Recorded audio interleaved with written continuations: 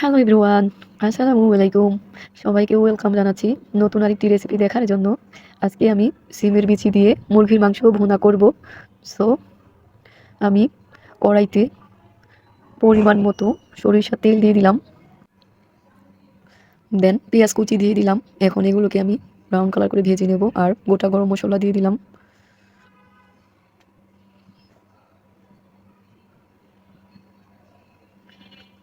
ভাজা হয়ে গেছে, এখন অল্প একটু পানি এড করে দিব।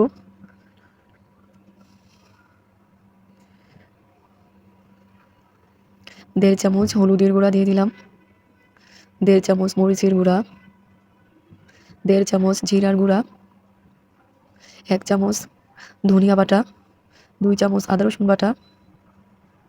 এখন আমি মশলাটা কিছুক্ষণ কষিয়ে নেব। 1 চামচ লবণ দিয়ে দিলাম।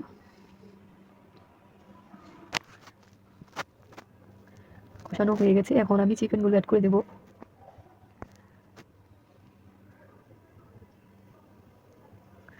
এখন 5 মিনিটের জন্য রেখে দেব।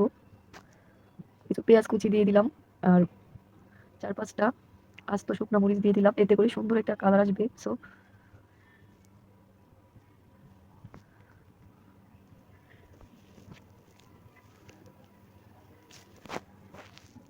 5 মিনিটের জন্য রেখে দিয়েছি। এখন ঢাকনাটা নামিয়ে নেব।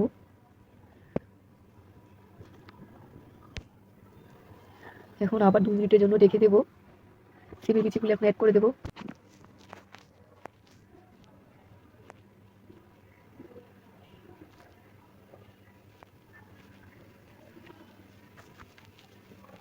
দুই মিনিটের জন্য রেখে দিয়েছি। ফিরে আসলাম 2 মিনিট পর। এখন আরো কিছুক্ষণ কষিয়ে তারপর ঝোল দিয়ে দিব।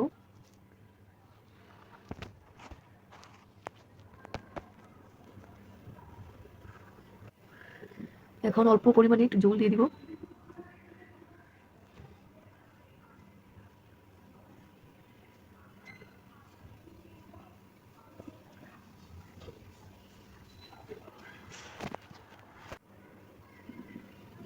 কিছু কাঁচামরিচ দিয়ে দিলাম, এতে করে সুন্দর একটা ফ্লেভার আসবে। আপনারা চাইলে কাঁচামরিচ নাও দিতে পারেন। এখন আরো 2 মিনিটের জন্য রেখে দিয়েছি। ফিরে আসলাম 2 মিনিট পর। এখন ঢাকনাটা নামিয়ে নিলাম। এখন আর ঢাকতে হবে না। এখন চুলাটা লো ফ্লেম করে 5 মিনিটের জন্য রেখে দেবো। এতে করে ঝোলটা টেনে গিয়ে তেল উপরে বেশি উঠবে।